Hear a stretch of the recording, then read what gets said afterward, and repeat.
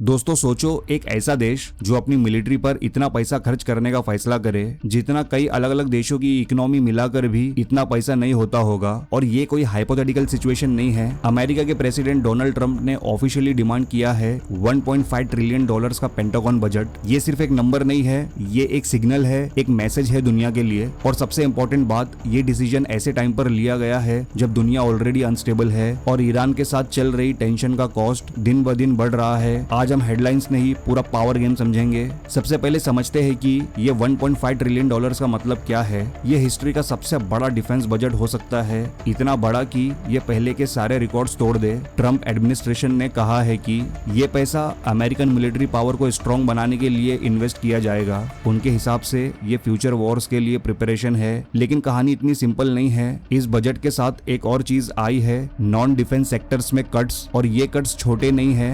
Health care, research, education, renewable energy, housing programmes, सब में कटौती। लगभग 73 बिलियन डॉलर्स का रिडक्शन, मतलब 10% की डायरेक्ट कट। तो एक तरफ मिलिट्री को बूस्ट दिया जा रहा है और दूसरी तरफ सिविल सेक्टर्स को कंप्रेस किया जा रहा है। यहाँ से असली पावर गेम शुरू होता है। अब थोड़ा कॉन्टेक्स्ट समझते हैं। अमेरिका का डिफेंस बजट हिस्टोरिकली हमेशा हाई रहा है। कोल्ड वॉर के टाइम से ही यूएस अपनी मिलिट्री स्ट्रेंथ को टॉप प्रायोरिटी देता आया है। लेकिन आज का सिनेरियो अलग है। आज अमेरिका एक साथ मल्टीपल चैलेंजेस फेस कर रहा है। एक तरफ मिडिल ईस्ट में टेंशन, दूसरी तरफ ग्लोबल राइवलरी और तीसरी तरफ इंटरनल पॉलिटिकल प्रेशर। और इसी बीच ईरान के साथ चल रही कन्फ्लिक्ट ने सिचुएशन को और कॉम्प्लेक्स बना दिया है। रिपोर्ट्स के मुताबिक वॉर का कॉस्ट ऑलरेडी बिलियंस में जा चुका है और पेंटागन इंटरनली डिस्कस कर रहा है कि 200 बिलियन डॉलर तक एडिशनल फंडिंग मांगी जा सकती है सिर्फ वॉर के लिए। यानी जो 1.5 ट्रिलियन डॉलर का डिमांड है वो सिर्फ बेस है, असली खर्चा उससे भी ज्यादा हो सकता है। अब सवाल आता है, ये पैसा जाएगा कहाँ? इस बजट के अंदर काफी इंपॉर्टेंट चीजें इंक्लूड की गई है, जैसे एक नया मिसाइल डिफेंस सिस्टम जिसे गोल्डन डोम बोला जा रहा है। ये सिस्टम फ्यूचर मिसाइल थ्रेट्स को काउंटर करने के लिए डिजाइन किया जा रहा है। फिर आता है ट्रूप्स का 7% पे राइज, यानी सोल्जर्स की सैलरी बढ़ाई जाएगी। शिप बिल्डिंग पर भी हैवी इन्वेस्टमेंट, नए वॉरशिप्स, नेवल एक्सपांशन और सबसे इंटरेस्टिंग, मिलिट्री में आर्टिफिशियल इंटेलिजेंस का यूज। यानी फ्यूचर वॉर्स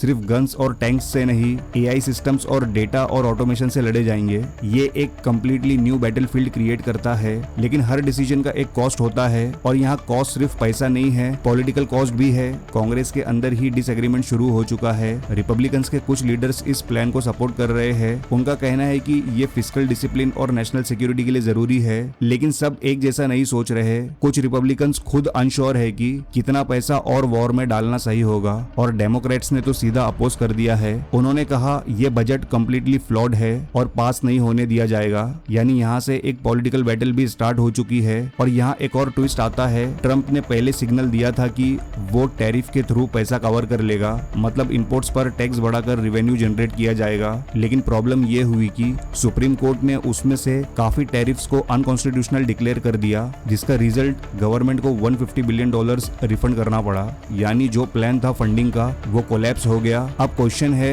फिर ये पैसा आएगा कहाँ से? आंसर सिंपल है, डेब्ट। एक इंडिपेंडेंट एनालिसिस के मुताबिक अगर डिफेंस स्पेंडिंग इतनी बढ़ाई गई तो अगले 10 सालों में अमेरिका का नेशनल डेब्ट 6.9 ट्रिलियन डॉलर्स तक बढ़ सकता है, सिर्फ इंटरेस्ट कॉस्ट ऐड करके। यानी आज जो डिसीजन लिया जा रहा है उसका इम्पैक्ट नेक्स्ट जनरेशन तक जाएगा। ये एक लॉन्ग टर्म गैम्बल है। अब थोड़ा ईरान एंगल समझते हैं। जो लोग सोचते हैं कि ये सिर्फ एक तरफ का कॉन्फ्लिक्ट है वो गलत है। ईरान एक वीक प्लेयर नहीं है। उसने सालों से अपनी डिफेंस स्ट्रेटेजी बिल्ड की है। ज्योग्राफी का use, ground infrastructures, missile capabilities, ये सब ईरान को एक स्ट्रॉन्ग डिफेंसिव पोजीशन देता है। इसी वजह से ग्राउंड इन्वेजन जैसा स्टेप बहुत रिस्की माना जा रहा है। एक्सपर्ट्स का कहना है ईरान जैसे कंट्री के अगेंस्ट डायरेक्ट वॉर इजी नहीं होगा और इसी कॉम्प्लेक्सिटी के चलते वॉर का कॉस्ट अनप्रेडिक्टेबल हो जाता है। यही वजह है कि पेंटागन फ्यूचर के लिए इतनी हैवी फंडिंग सिक्योर करना चाहता है। अब एक और लेयर समझते हैं। बजट के अंदर सिर्फ मिलिट्री ही नहीं, जस्टिस डिपार्टमेंट के लिए भी एक्स्ट्रा फंडिंग मांगी गई है।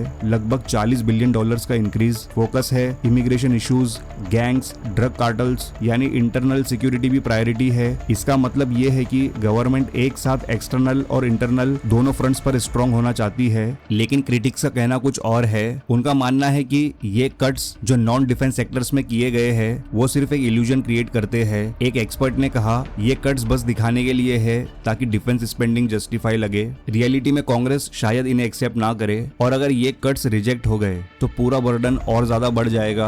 अब यहाँ एक और इम्पोर्टेंट चीज समझनी जरूरी जरूरी है। डिफेंस बजट सिर्फ गन्स, मिसाइल्स और टैंक्स का बजट नहीं होता, ये एक पूरा इकोसिस्टम होता है। इसमें फैक्ट्रीज आती है, सप्लाई चेन्स आती है, प्राइवेट कंपनीज आती है और लाखों लोगों की जॉब्स जुड़ी होती है। इसको डिफेंस इंडस्ट्रियल बेस बोला जाता है। ट्रम्प एडमिनिस्ट्रेशन ने स्पेसिफिकली बोला है कि वो इस बेस को एक्सपांड करना चाहते हैं। मतलब सिर्फ एग्जिस्टिंग आर्मी को स्ट्रॉन्ग नहीं करना बल्कि प्रोडक्शन कैपेसिटी को भी बढ़ाना है, ताकि अगर फ्यूचर में कोई बड़ा कॉन्फ्लिक्ट होता है तो अमेरिका फास्ट पेस पर वेपन्स प्रोड्यूस कर सके।